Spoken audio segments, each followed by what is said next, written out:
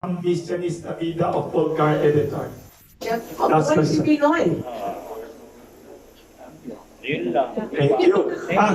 Sorry, walang time. Pwede last message. Sorry, last message from Senator. To summarize your thoughts today on the Duterte issue, on the election, on the state of the Philippines.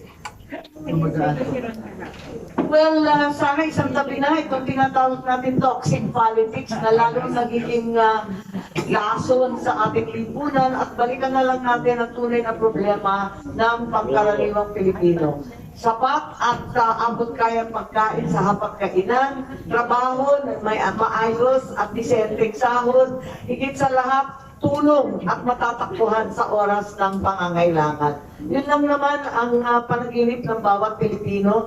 Hindi po tayo katulad ng mga Amerikano, sabihin na natin mga Chino, na gustong yumaman. Ayan, at hindi sila gusto yumaman, magkaroon ng matinding negosyo, at sumikat, maging celebrity. Tayo simpleng-simple lang. Basta ayos lang yung pamilya, pagkain lang, nakapagtapos yung anak, may konting bubong na tahanan, happy na po tayo eh.